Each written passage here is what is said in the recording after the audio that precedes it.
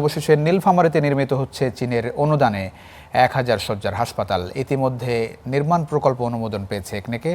এ নিয়ে বিস্তারিত জানাতে নীলফামারী থেকে এই সকালে যুক্ত হচ্ছেন মাহমুদ রাফিন।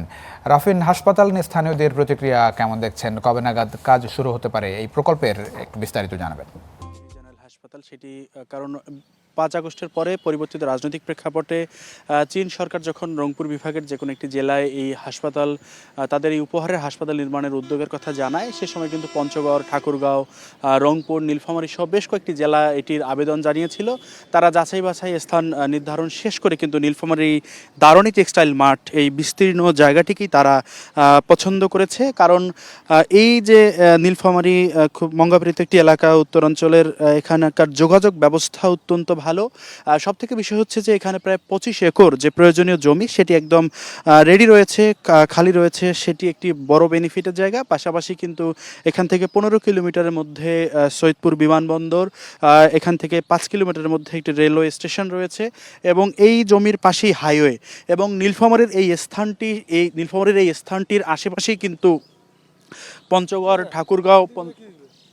ঠাকুরগাঁও সহ বেশ কয়েকটি জেলা খুব কাছাকাছি, অর্থাৎ ৪০ থেকে ৪৫ কিলোমিটার জায়গার মধ্যে। পাশাপাশি রংপুর, দিনাজপুরও কিন্তু ৪০ থেকে ৪৫ কিলোমিটারের মধ্যে। মূলত গতকাল একনেকে এই ২,৪৫৯ কোটি টাকা এই প্রকল্প অনুমোদন দেওয়া হয়েছে। এর মধ্য দিয়ে কিন্তু চীনের সাথে চুক্তি করার পথটি আসলে এগিয়ে গেল। মূলত ঢাকা এবং রংপুরের হাসপাতালগুলোর উপরে চাপ কমানো এবং দেশের উত্তরাঞ্চলের মানুষদের আধুনিক এবং বিশেষায়িত চিকিৎসা সেবা নিশ্চিত করার লক্ষ্যে জাতীয় অর্থনৈতিক পরিষদ একনেক গতকাল এই প্রকল্পটির অনুমোদন দেয়।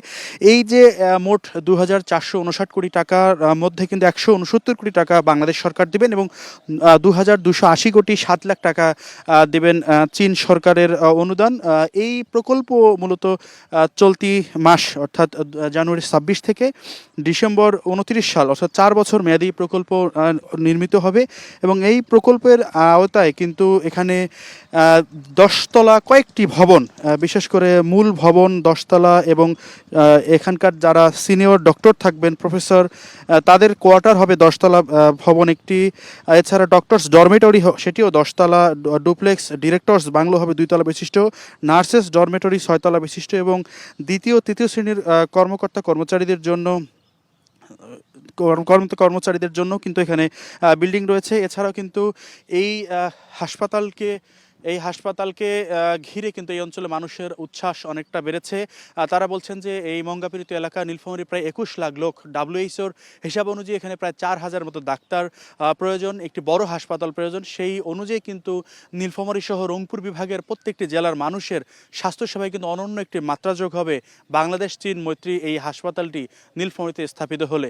ইতিমধ্যে জেলা প্রশাসক যেটি জানিয়েছে, ডিজিটাল সার্ভের কাজ শেষ হয়ে গিয়েছে, ডিপিপিও নিশ্চিত হয়েছে। পরবর্তীতে এই ভারত চীনের সাথে চুক্তি স্বাক্ষরিত হলেই মূলত এই বাংলাদেশ চীন মৈত্রী হাসপাতাল, যেটি নীলফামারীর এই দারণী টেক্সটাইল মার্টে স্থাপিত হবে, সেটির দরপত্র আহ্বান করা হবে। অনেক ধন্যবাদ রাফিন এই সকালে যুক্ত হওয়ার জন্য। গুরুত্বপূর্ণ খবর, বিশেষ করে বাংলাদেশের স্বাস্থ্য ব্যবস্থার জন্য, একের সঙ্গে উত্তরবঙ্গের জন্য বিশেষ করে পিছিয়ে পড়া জনগোষ্ঠী হিসেবে পরিচিত। অনেক ধন্যবাদ রাফিন।